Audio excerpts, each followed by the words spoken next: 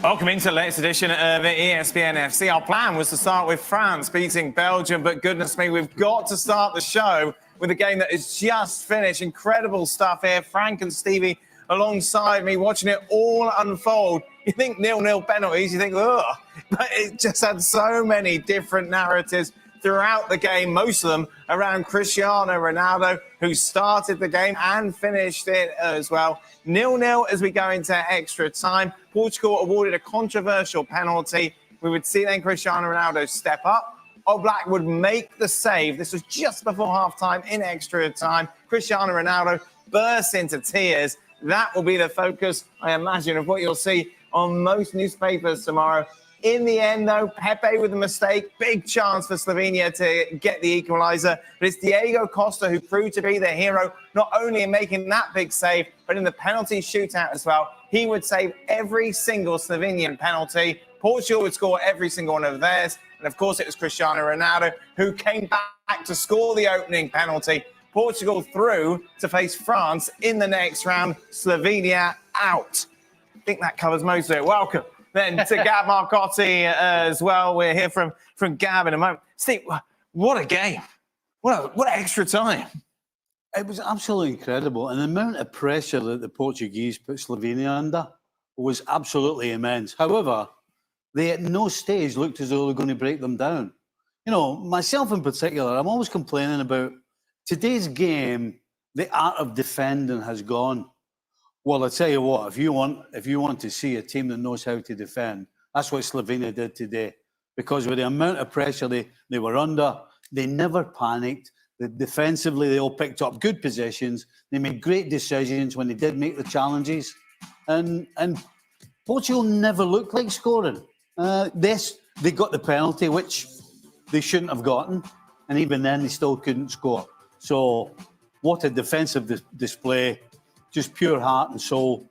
And I must admit, and I must add, the two best chances in the game fell to Slovenia. Yep. Sesko was through twice. Yes. 1-on-1.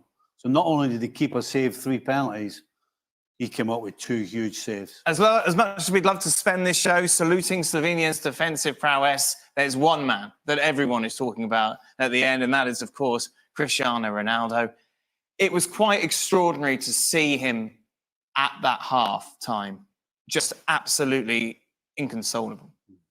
Yeah, I understand that he feels that everything fell apart, but at the same time, you have to think about your teammates. The game is not over. You're not losing. You're gonna still fight, and at the end of the day, they got qualified.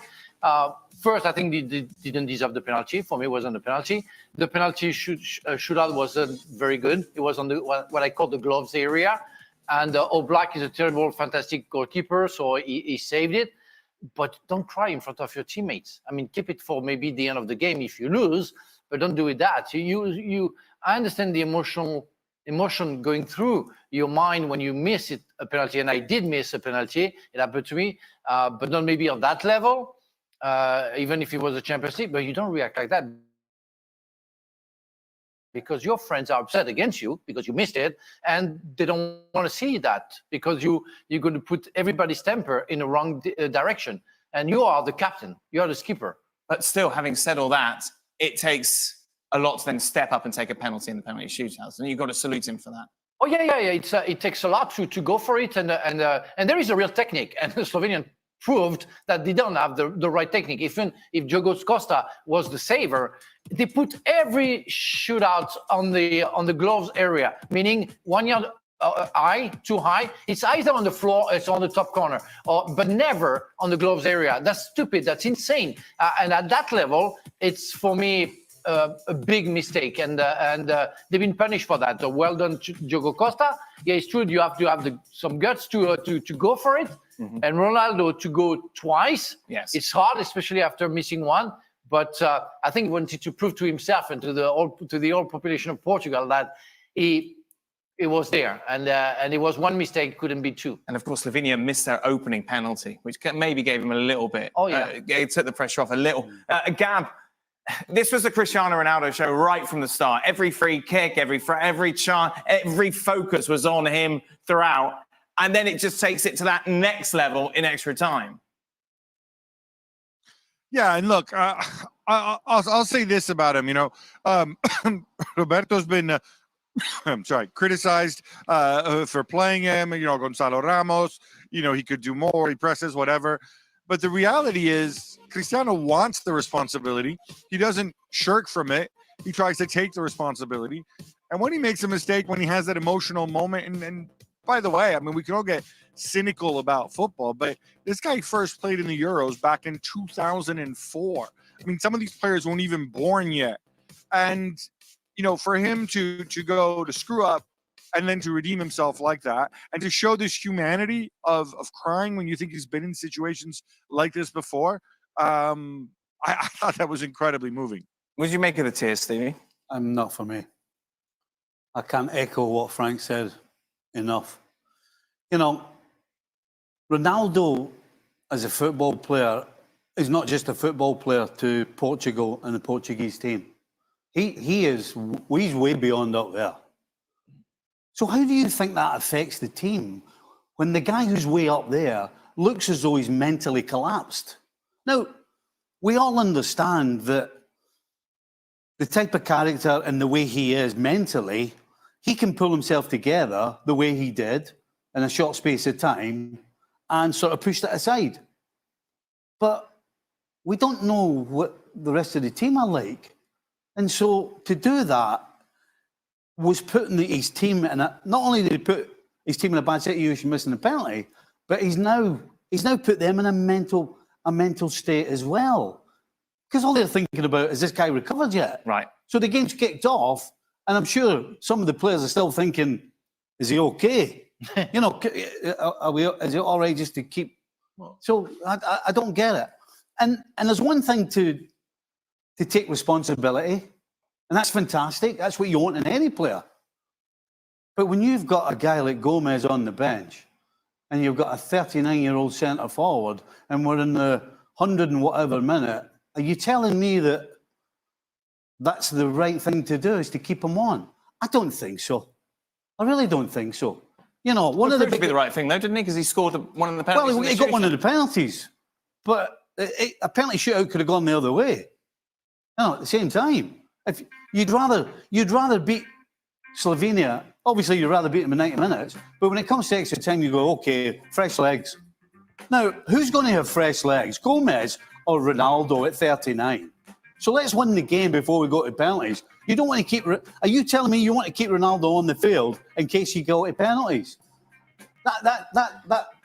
That's wrong to me. But when he says, when we talk about taking responsibility, you have to take responsibility as well for failure, because when you miss it, it's when you have to take responsibility for the failure. I mean, you went for it, and before that there is a possibility that you're going to miss it, and so accept it when you miss it. You know what? For me, the moment of the game is when Pep missed.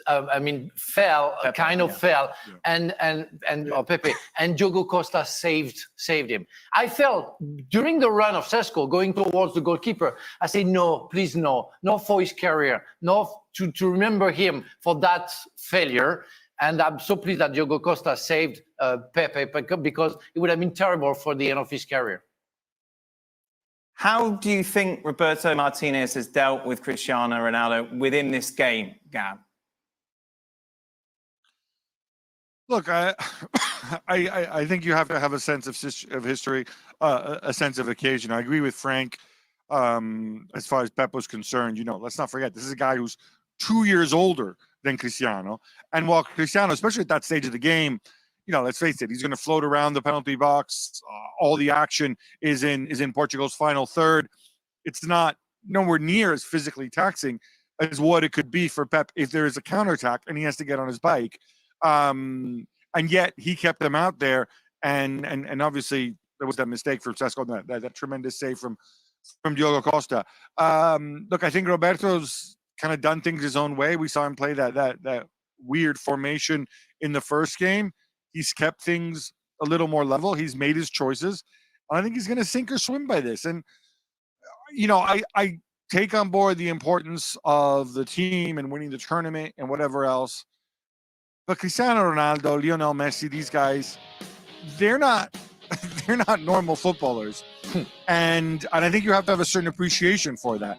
And also, with all due respect, it's Gonzalo Ramos on the bench, right? Not Kevin Keegan and Gerd Muller and Van Basten rolled into one.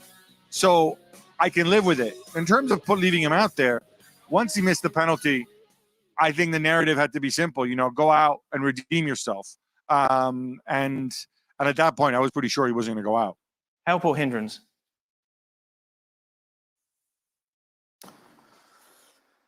I would suggest if they keep trying to play the way they did in this game for the rest of the tournament, then it's going to be a hindrance, because he was the only player in the penalty box for the majority of this game. True.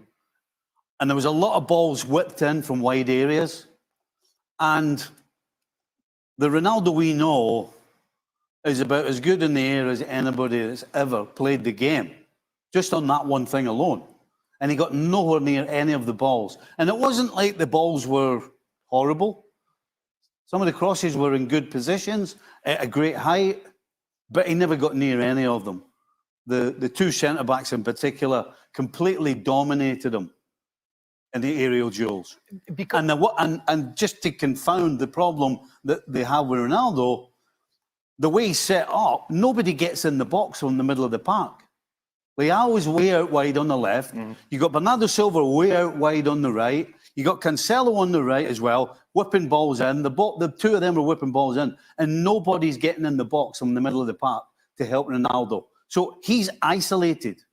So if you're going to isolate Ronaldo, yes, I understand Ronaldo's special and he's different, but he's 39 years of age, and he doesn't have that first step to get away from anybody, even in the penalty box. And he probably, at 39, doesn't have the spring that he used to have. So if they're going to continue to play the way or try and play the way they looked like they were doing today, he's going to be isolated. And he can't be isolated. Now, he cannot be isolated because it's not only because he's 39, it's because if you are a centre-backs and you have only one problem to sort out and you are two, like it's going to happen to Saliba and Upamecano in the quarterfinal, it's easy. It can be Ronaldo or anybody else. Even if Ronaldo is a magnet, if he feels the games and everything, and he's an extraordinary player, and he can do something special, even if he's 39, it's going to be a problem for him to find a solution between two international very top players. And if he hasn't got the help of the others by a run of somebody who can distract the centre-backs, it's going to be a problem for them, and especially for Ronaldo. So it's not going to be possible for him to find a way to free himself. Explain to me the dynamics of free kick taking and the decision as to who takes them. Obviously, the stat did the rounds, 34 free kicks Ronaldo has taken in European Championships. He hasn't scored any of them. Yeah. Even if it's someone like Zinedine Zidane for France and you can, it's just not working. Is there a conversation? Are there leaders on the pitch that have the authority to say no? There is a hierarchy in that matter. On penalties, the coach will talk before the game, say the first, the second, the third, depending on if somebody is injured or substituted. But on free kicks, no. It's just the feeling of player, whether it's going to be on the left side, on the right side. But in that matter, it can be anywhere. It's going to be Ronaldo. Right. When you know that you have... And there's no Bruno Fernandes, there's no Bernardo Silva saying... Well, they can ask. They can ask the captain, say, do you mind? And I see. They don't even ask. They know that Ronaldo is going to take everything. Gab brought up the word responsible. Right. It's irresponsible of Ronaldo to keep time after time after time sticking it over the bar, hitting it against the wall. He has to take responsibility on himself that somebody else should have a go or somebody else should be taking it. That word responsible has a whole lot of different meanings behind it, and that's one, and it's a big one, because he should know as well as anybody else he hasn't scored a free kick, as you said, in 34. So when you look around the squad and the team and the names that you mentioned standing next to him, you have to be responsible enough and able enough to put your ego aside and say, okay, I need to step aside. So after all this Ronaldo discussion, it's obviously going to be Portugal against France in the next round. Yeah. No, isn't it? From a France perspective, do you want Ronaldo to start? I would say yes, because of the way they played, because of Ronaldo playing. Really? That's because he's, as I said, he's a magnet. So the players are influenced by the fact he's on the field. So they're going to go, and I talked about that before the game. They would have maybe more options, less talent maybe, but more options if Ronaldo wasn't playing. But because he's playing, they have to give him the ball. If he makes a run, and you can see the way he behaves when he doesn't receive the ball. He talks to the guy, so why didn't you give me the ball? So for France, you have to take care of him because you know that at some point the players are going to look for him because of the magnets kind of way of thinking from the player. Those players, they play with somebody who's already a legend and who they know they cannot cope with him. So they have to give allegiance to him because that's what it is. And it's not Ronaldo's fault. It's just human behavior towards somebody who would deserve the best of the best. But if you're a Saliba, Upamecano, you'll be going, I hope Ronaldo plays. I would say you have to, saying that, and if I say that so nicely, when I say, oh yes, he has to play because it's better for Saliba. Some people will think that I think that Ronaldo is bad. No, it's just because. I'm not asking the question to trouble. Because again, yes, Saliba and Upamecano will say, okay, we know that in our area, nobody's going to come around because nobody wants to distract Ronaldo possibilities to get the ball. I see. So it's why it's better for them to see Ronaldo on the field. Absolutely. You'd want Ronaldo starting as well if you're French. Absolutely. Yeah. Well, if I'm Deschamps, I'm going, you know what? We can if we want to, which they probably won't, but they can decide how the way this game goes. Because they can say, you know what, we're going to press up high. Because Ronaldo's not running away from Upamecano or Saliba. So there you go. And if they sit deep and give Portugal the ball, they've just watched today that they can take care of if the two centre backs from Slovenia can take care of Ronaldo today, I think Saliba and Upamecano are more than capable of doing the same. Again, it's going to be technically very interesting to see because Portugal didn't like to get the ball, so they're going to get the ball, and France love that because they can play in counter-attack. So it's a perfect game for them if Portugal play high on the field, leaves Ronaldo alone in a 16-yard box, let's say, and they're going to work on counter-attack, and we saw that in one action. Mbappe against Pep, running. That's going to be tricky for Pep. What's happened to Pepe? He's 41. Wait, he's 41. Why are we calling him Pep?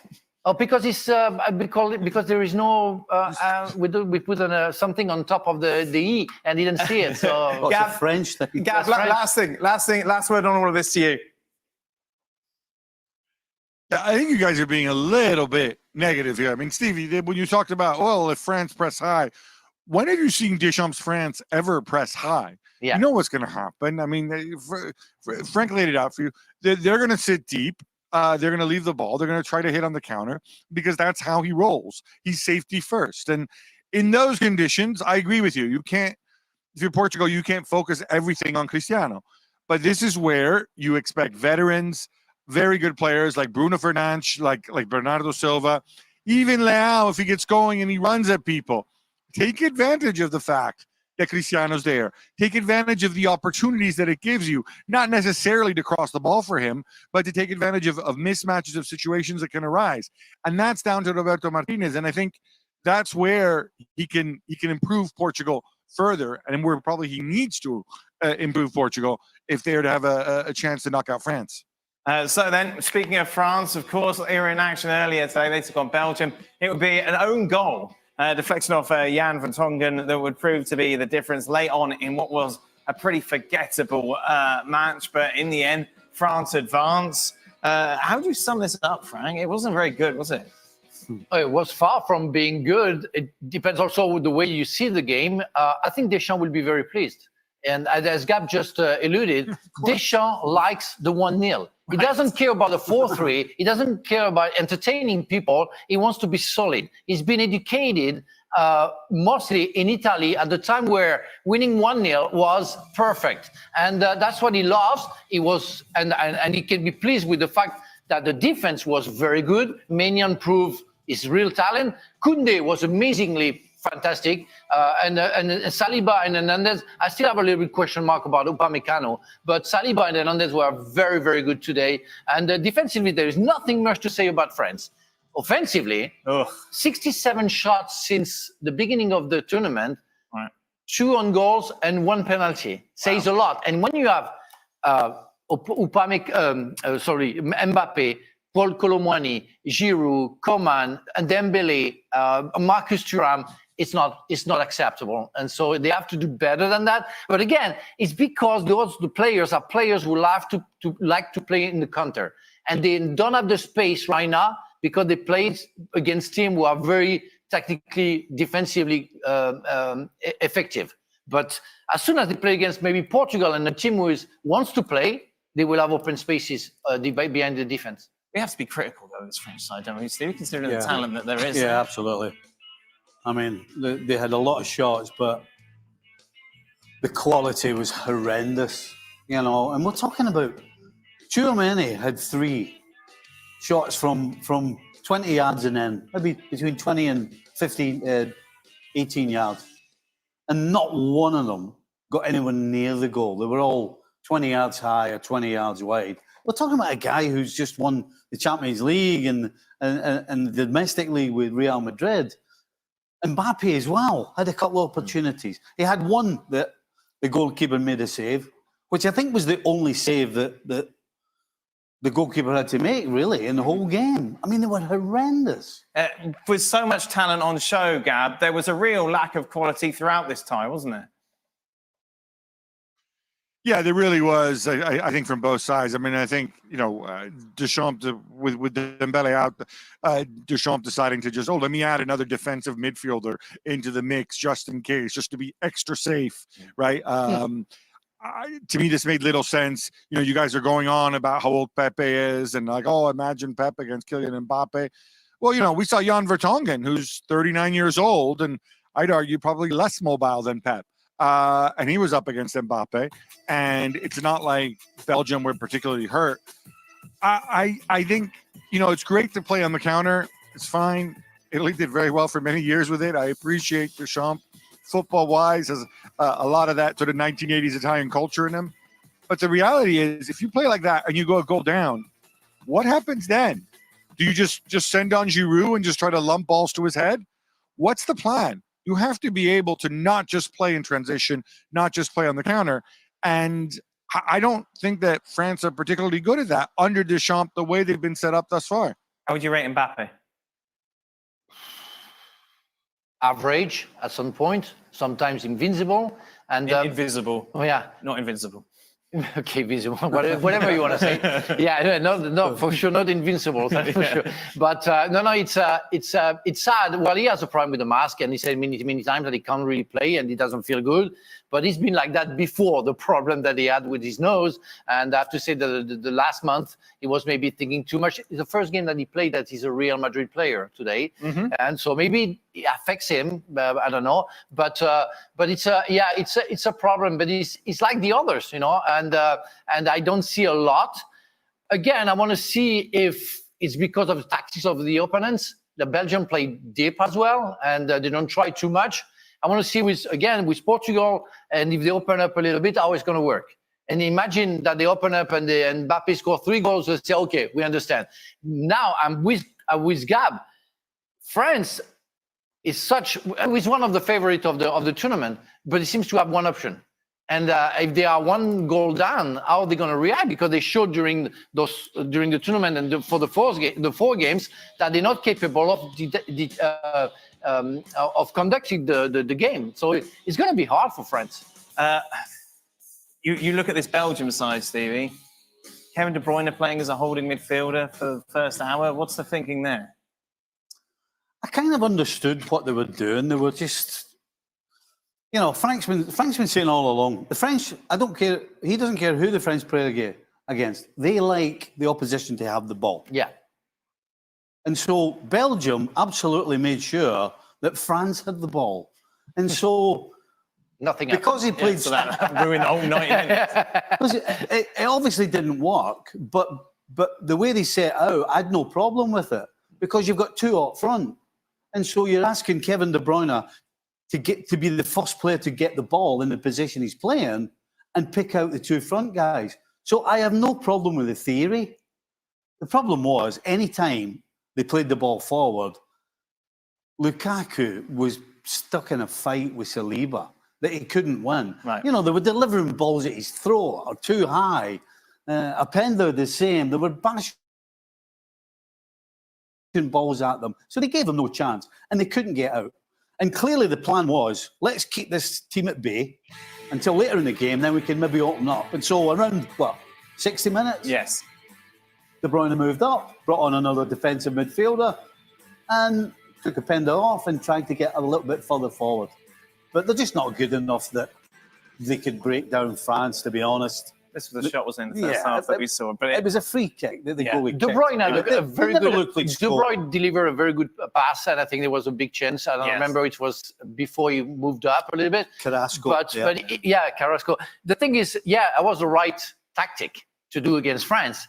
But when you see what you have in front for Belgium, with De Bruyne, with Doku, with Lukaku, with Carrasco, and you have a possibility with some others coming up, it destroys a little bit of what you can get from those Belgian players. We are very talented, and it can show that they can fight against a big country, even if that country loves to wait for the players and open up.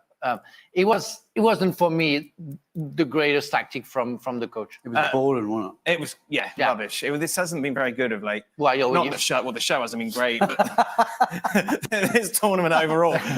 Gab, Belgium, terrible tournament, really.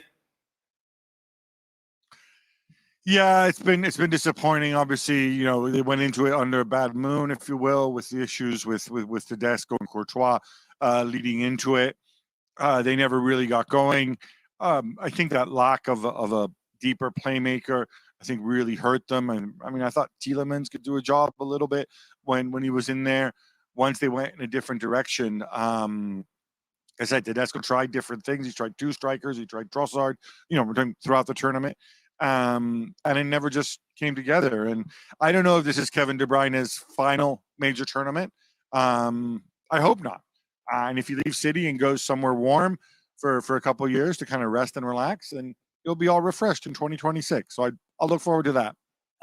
Yes, it's one way of looking at it. Let's take a look then at how the bracket is set then. It will be Spain against Germany on Friday. And we learnt today also on Friday, Portugal against France. Meanwhile, the other side of the bracket, that will be completed on Tuesday, of course. We know that England will take on Switzerland on Saturday. On the other side, we've got Romania against the Netherlands, Austria against Turkey. Those two games being played on Tuesday. Then our quarter-final lineup will be completed. Let's take a look at the predictions that everyone has for those games. Everyone's got the Dutch going through. I've got Romania advancing on penalties because, well, why not? That's a good explanation. Meanwhile, elsewhere, I imagine everyone's gone for Austria, have they? The other games, Austria taking on Turkey. Gab's gone for after extra time. Austria, of course, have been the dark horses, if you like, so far. Let's just say we have some good games. Be sure to check out Extra Time, available over on our YouTube channel. What are you doing there? Or is it a bicycle kick, flying kick, flying volley? That was the discussion. Much smarter there than today, Frank. What a man. What a man. What a man. What a man. Be sure to check that out. Bellingham, of course, after scoring that bicycle kick, has made a gesture which has made all of the headlines. That's in the newspapers that have just been released. This is, of course, what we saw yesterday, Saved by the Bell, Yay Jew, Slow in the Moon. Gab, obviously there's been a lot of talk about the possible punishment that Jude Bellingham could face after making this gesture. He addressed it. He said it was a private joke between him and some of his friends who are in the stadium. Let's get the crux of the matter is there any chance that Jude Bellingham will be suspended for the game against Switzerland? Some of his friends who were hiding behind the opposing bench. I think it's highly unlikely. It's highly unlikely because, frankly, there's no way that you can prove who he actually made the gesture at. They do have observers there. There's been a complaint. UEFA have to investigate, but I think as we've reported and if others have indicated, it's really, really difficult for them to go and prove this, let alone give a suspension. I think at worst it's going to be a fine, but I don't even think it's going to come to that. Yeah, no big deal. That's stupid. I mean, no Slovakian complain about that. And I tell you, I saw what he did. Yes. I don't even understand what he meant. Well, let's not go down that road. Okay. We don't need HR getting Of involved. Meanwhile, we saw how angry Gab was after Italy's exit in that lackluster performance against Switzerland. We talked about this yesterday, of course. This was the Italian FA, their statement on Spalletti. We have our full trust and we will move forward with him. It's not thinkable to change head coach and stop this project. Spalletti obviously addressed it as well, saying, I've not been the best Spalletti possible. Yesterday, we made an unacceptable step backwards. I think I know what's needed to fix things. I want to make the squad younger and recreating it starting from the bottom. Does that appease you, Gab? No, what kind of stupid, empty words are those? So now it's the fault of the squad, right? And not his decisions. His decisions that he thinks he knows what he did wrong. Look, obviously Gravina, the president of the FA, came out with that statement today. He's the guy who picked Spalletti and paid for Spalletti, of course, because remember, after Mancini walked out to chase the millions or the tens of millions in Saudi, it was the middle of summer. The Italian FA had to pay to get Spalletti out of his Napoli contract. So he's on the hook too. I think he feels like he needs to show support. I wouldn't be surprised if in a couple months, maybe the situation's a little different, see what the other forces at the FA actually think about whether it's the right thing to continue. Sure. We're going to rebuild from the bottom up. We'll do a root and branch review. We'll have young players. Every single coach who disappoints at a tournament says that. I need to see more. I need to see action now from Spalletti. Before we let you go, Gab, can you just count to 10 in Germany? I thoroughly enjoyed that ahead of the show. Yeah, it was good. Yeah. 1, 2, 3, 4, 5, 6, 7, 8, 9, 10. Like that? Wow. Nothing that man can't do. That's impressive. Thank you very much, Gab. How easily pleased I am. For more from Gab, be sure to check out the latest edition of Gab and Jules podcast. That is available to listen to now. Also, of course, plenty of content over on our YouTube channel. You can be watching us from there now. In fact, if you are, be sure to hit the subscribe button. Right then. The US in action tonight as they take on Uruguay. They need desperately something from this game and other things to go their way as well to advance to quarterfinals. So, of course, in this situation, after that defeat against Panama in the second round of matches, this is, of course, how they started. This is how they're going to get through. The US wins and Panama tie or lose, then the US advance. Now, if the US tie and Panama loses, Greg Barthel's side also advance. Then it gets a little tricky. If USA and Panama tie, the USA go through on goal differential. If USA and Panama both win or both lose, US needs a better goal differential. US can win the group if they beat Uruguay by 4. Oh, it's easy. 4 goals or more. I don't even know we're discussing it. Bish, bash, bosh. No problem there. Let's welcome in, shall we, to the discussion. Oh, look at Ali, Venezuela shirt, obviously. Yeah, but deserve it. We'll be talking about that a little later on. Kasey's here as well. But Alexis, let's start with you. What's the news coming out of camp ahead of kickoff? Well, Dan, pretty much straight off the bat, we'll be looking at who will be the one that could replace Tim Weah in this role. Yesterday, Greg Berhalter kind of reminded us of what the U.S. are going to be missing from Tim Weah, and that's the fact that he says he's a danger in front of goal. When he's not scoring, he's assisting. Also, he has some pace on him, and if the USA are looking to probably get in the spaces in behind Uruguay in this match on the counter, Tim Weah would have definitely come in very handy. But the ones who could possibly come in, there's talk about Gio Reyna, who may just have to play out a little bit wide. But there's also questions on Haji Wright. Are we going to finally see him? We've talked about it in the FA Cup coverage about how he's enjoying a really good season with Coventry. He's got over 20 goals and assists for the championship side. We spoke to him after he scored that penalty against Manchester United in the semi-finals of the FA Cup, and he says that he is high on confidence. He has enjoyed what he feels has been the best season in his club career to date. So he's definitely been a fan favorite to come in and provide that extra cover. Also, everyone's been screaming to have Yunus Musa back into this side. We know exactly how he's so good on the ball, his movement, the way he carries it. Plus, he does provide some extra defensive cover as well, which when you're going up against a really attack-minded and potent Uruguay and you're trying to limit any goal against you, he would be a good shout as well. You've been chatting to the fans, Alexis. What are they saying ahead of this match? Well, Dan, honestly, the fans just are upset that they found themselves in a situation where we went from thinking, will the USA finish first or second in this group? Everyone was kind of happy, even with a second place finish, and we could all be booking our flights to Arizona, to now wondering if they'll even get out of the group at all. And I know they say that being a CONCACAF side, the goal is to always win your domestic trophy, which would have been the Nations League as well as the Gold Cup. But then the fact that this is a Copa America in the USA, and the fact that we constantly keep talking about the USA being able to compete against the likes of Mexico and CONCACAF and Canada as well. Now it's time to take it up another level when you're just 2 years away from hosting the FIFA World Cup in your own backyard. And now seeing that you could be pegged back again by CONCACAF sides in Panama and then potentially Uruguay, it just doesn't really bode well for what the project that we would want to see under Greg Berhalter. So it's a very tricky situation. Some fans are still willing to stick with Greg Berhalter after this because it's almost like, who next? And do we just repeat that vicious cycle once more? Or is it time to just get a fresh face in, a fresh mentality in? Because if there were ever a time to do it, it would be now if the USA do crash out. Kasey, how are you feeling about tonight? All the mistakes were made the other day.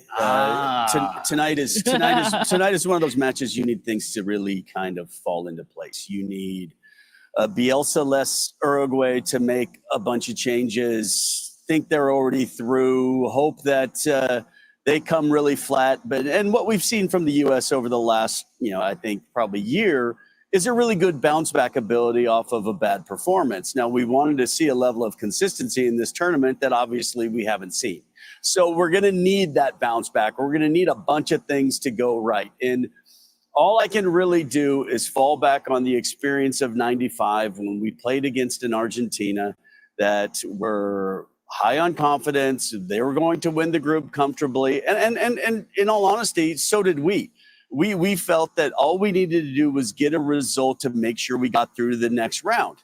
We win 3-0, we win the group, and everything changes. So to your laughing point a little bit earlier, Uruguay makes 10 changes, the U.S. wins 4-0 and wins the group. Perfect. There we go. Thank you very much, guys. We'll be back tomorrow to reflect on that. Uruguay are pretty good, though, Ali. That's a little bit of a problem, isn't it? Yeah, the optimism in this group is amazing. It's overwhelming.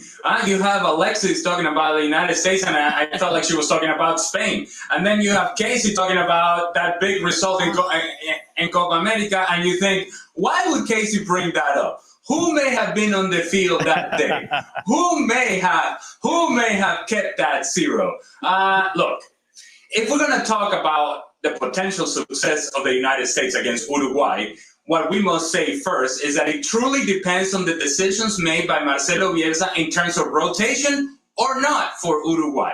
What he does with his team, and he has the choice to do whatever he wants. If he plays the first choice team of Uruguay with the sort of intensity that they put in the pressure with their attacking players, with their midfielders, that high press, that continued press, the counter press, their ability to make it so very difficult to play out of the back against a United States team that insists and persists on playing the ball out of the back. When they don't have the players to be doing that consistently, it's a problem. And so it really depends on what Marcelo Bielsa does with Uruguay. While we can talk all the things that we can talk about the United States and feel positive and optimistic about this match, the truth of the matter is in the hands of Uruguay.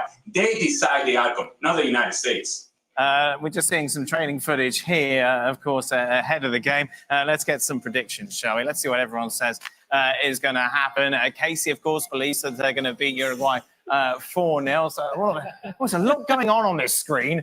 Okay, I don't know what any of this means. To advance, Ali, Shaka, Herc say Uruguay. Alexis and Kasey say it will be the United States. Alexis, what happens if the US go out? Do you have to go back to London? No, Dan, I'm literally here with you guys, stuck with you straight into preseason. You can't get rid of me, and then I'll see you for La Liga. But I suppose if the horrible happens, a little birdie has told me that I may be following another team that's always decent to follow, and that's Brazil. So we'll see, but we're not giving off those vibes, Dan. Okay. I'm going for a US win. I'm also going for a Panama win, but 2-0, and that's just enough to get the USA through. Just enough. So not as far-fetched as Ali says I am. But what's wrong with a little positivity, Ali? Venezuela are through. Lighten up. A lot of that attitude for the She doesn't do well in the heat. Thank you very much, Alexis. We'll let you go. Much appreciated. Meanwhile, last night we, of course, learned that Mexico going home. A lackluster performance from then across the 3 games. See them eliminated Venezuela and Ecuador advancing from Group B. Where did it go wrong, Ali? Well, it's been going wrong for Mexico for a long time. And we mentioned yesterday in the show that this is a group of players, and we are talking about Mexico. We are talking about historically the giants of CONCACAF. That's no longer the case. This is a group of players that is short on talent and has been short on talent for a while now. And so a lot of people will talk about Jimmy Lozano, the manager. A lot of people will talk about the federation, and rightfully so. There's blame to go all over the place. But it really comes down to the players. Yesterday against Ecuador, they huffed and they puffed. And they huffed and they puffed and they had intensity and they had urgency. But you know what they didn't have is quality. And it's something that we have discussed coming into Copa America, that unlike other Mexico teams from the past, this team was lacking quality of execution in the attack, quality of possession through the midfield, quality of defending when it counted. The truth of the matter is that Mexico is simply not good enough. And honestly, this is the kick in the backside that I think this team and this nation requires. For so long, and Kasey would know about this, for so long, Mexico walks around CONCACAF as if they own the place. Oh, yeah, we're better than everybody. Look at us. It's like Frank walking into the studio. Oh, yeah, look at us. And the truth is that this team is not good enough to be doing that. And the talent personnel does not match the expectations. So while this may seem on paper a surprise, if you follow Mexico coming into this competition, it really isn't a surprise. They have been bad for a while. And what's an indictment of how far they've fallen, Kasey, is the fact that Jaime Lozano will stay in charge. They confirmed that today. You imagine these sort of performances back in your day, there's no way that the coach would still be at the top. No, the coach would have resigned right after they got knocked out because he realized that there was no other option, because it was going to be so difficult in the press and to go back home knowing that you were everything that Ali just said. You're just subpar. And not only do they not have that creativity and that quality, but then what do you need after that? You need then maybe some pace or some size or some grit. And they are just a team. They're just like a team full of decent players without something that they can really hold on to. So it's going to be very interesting to see kind of how that goes forward when they choose not to change the manager and not blow up the whole thing and try to figure out what they're going to do going forward, because they have been average, and it's really interesting to see how they're going to move forward going into the World Cup in 2 years if they don't make some drastic changes quickly. Who won the group, Ali? Oh, you know it and you love it. You know it and you love it. Vamos, Venezuela! That's right.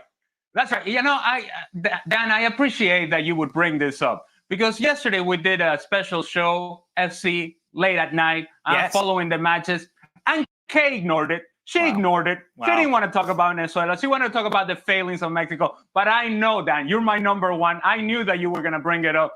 Venezuela, not only did they win the group, they were perfect in the group. And frankly, right now, as you look forward, as you start to dream big dreams with Venezuela, you're thinking about who they're playing next, and they avoided big, bad Argentina. They have Canada in front of them. And while I don't think that Canada is going to be intimidated by Venezuela, Venezuela is certainly not intimidated by Canada. So, look, we're flying high right now, Venezuela. I don't want to get ahead of myself. I'm excited about what this team is doing, and I'm excited about the personality of the group. And I'm excited not only about Copa America, but much more so about what's going on in CONMEBOL World Cup qualifiers, that maybe, just maybe, we make history in the first time that we make the World Cup. Any long blinks from Shaka last night, Ali? Well, I mean, I thought those would be expected, and particularly when he was about to move houses today. Yep. So I think he was revving up for that, and the way that he revved up by that is basically take a long blank, rest a little bit, and then get ready for the big move today. Guys, thank you very much. Of course, especially ESPN FC with you tonight. We'll be live at the full-time whistle of that tie between the US and Uruguay and discuss all the fallout from that result. Be sure to join Kay and the boys. That's it then. That brings us to the end of the show. Extra time is dominated by one person. I wonder who that could be. It's not Frank Leboeuf. Stay with us.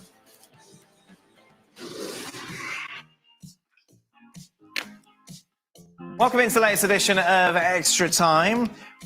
It's quite interesting spending time with Frank because a lot of things happen that you wouldn't normally expect. I don't know why he went shirtless during the game today. Oh, that's not during the game. It's when I had to put my mic on Yes, and but you can everything. put your mic on without because we shirt hide off. the strings and everything. So instead of going like that, I opened up, and because you're kind of bitter and jealous about my body, you mentioned that, you know. You know what? We are on the show. We are already 3 ball people. You know, Ali joined the Right. union. Yes. I didn't like this comment before during the show. You know, about comparing Mexico and myself coming into the studio. Yes. Well, but whatever. But I love. I love. I didn't love that. No, The biggest smile. I know, He's I know. like, ah. no, the thing is, I didn't know that we could wear the shirt of our favorite team during the show. right. So, like Ali does, you know. Yes. And we didn't have to, because he said that I'm a big head, you know. Mm-hmm. He has all these golden boots and medals behind him to Yes. show how fantastic he was as a player. Right. So we are kind of the same level. Right. The only thing different is when I do the show, I'm not doing it from my bathroom Right. because the sound is better. Ali taking a lot of hits there. Why is Cristiano Ronaldo taking all the free kicks when there are better options on his team? Is it selfishness or confidence? And should the manager do something about it, Stevie? Well, he's taking them because he says he's taking them. Could Roberto Martinez say, "Oi, that's enough now," Yes, but he won't? but he won't. Well, he clearly won't. Should he? Yes. Isn't it? If you took 33 penalties, well, that's probably the wrong comparison.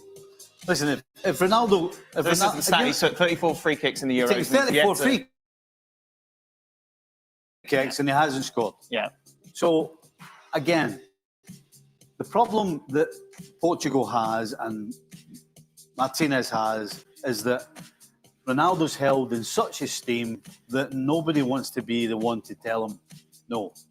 And that's just a fact. Clearly, nobody wants to say no to this guy. Right. And so, it's going to be down to Ronaldo. And that's And I said, and I used the word responsibility. Surely Ronaldo has to eventually look at what's going on, realise that he's not going to score a free kick, and put his ego aside and do what's best for the team, and that is to let somebody else take a free kick. That's the only way it'll change. If he turns around and says, "No, it's okay, I won't take." And do you think that will happen? No. Never. Frank, I think we've talked about this before. Were you at the game where Roberto Carlos scored? At I was Wembley? on the bench. Yeah. With that free kick, was Yeah, just fantastic, yeah. incredible. Yeah. Then when I was at Real Madrid, he would take every free kick. Obviously, with that in mind, Yeah. would miss everyone. Yeah. It's Yeah, incredible. but it's, every time, he obviously in his head, I can do it. I can. Yeah, but I that's can. the hope of life, you know. When you do it once, you say, Yes. "Okay, I can do it twice." Now, that would be funny to see Bruno Fernandes or Bernardo Silva getting the ball and saying on the field, and we could see that. Yeah. Ronaldo, I take it. That would be that would be fantastic. Oh, definitely. Say what? Give me the ball.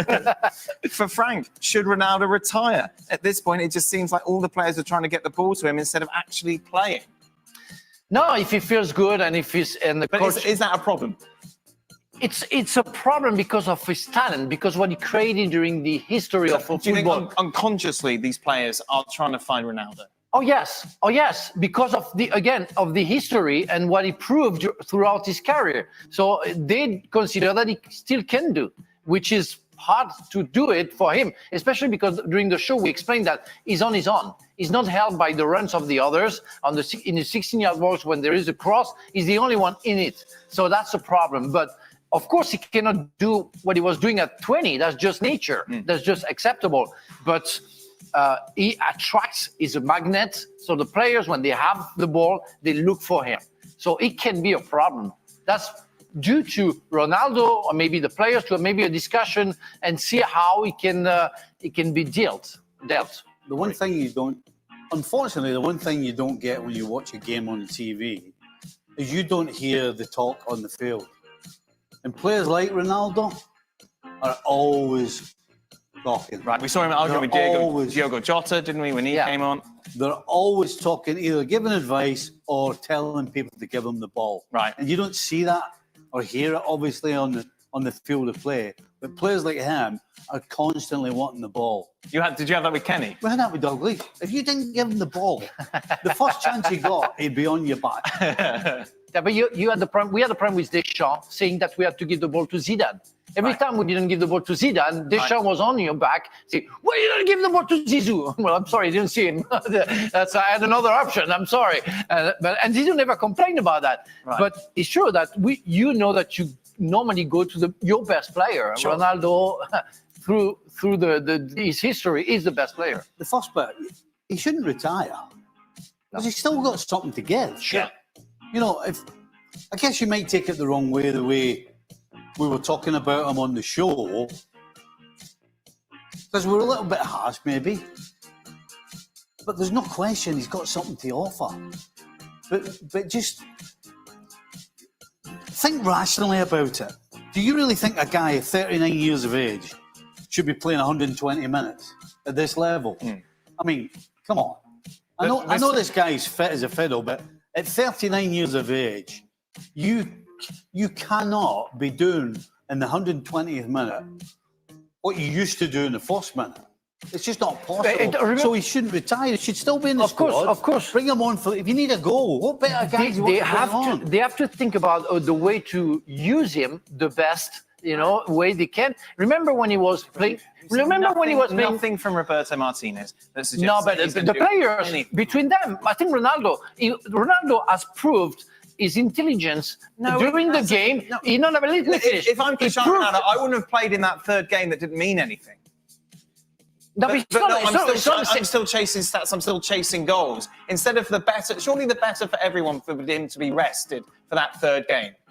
Yeah, And who makes that decision? Roberto Martinez? No. Cristiano Ronaldo makes that decision. Of course. He says, I'm playing. So what you're saying hasn't been reflected in what we've seen so far. No, the thing is, what I'm saying is when Ronaldo reached a certain age where he couldn't do what he was doing for Manchester United, dribbling everybody, being so fast, he changed his way of thinking and was very successful just thinking of scoring goals, not wasting his time to do something else. So they should rethink again about how you can use a 39-year-old player in his best way. Of course, it's not Roberto Martinez because Roberto Martinez cannot say anything. If Ronaldo wants to play, he will play. That's what it is. So it's due to Ronaldo like he did 5 or 6 years ago, or maybe 7 years ago, when he changed his way of playing.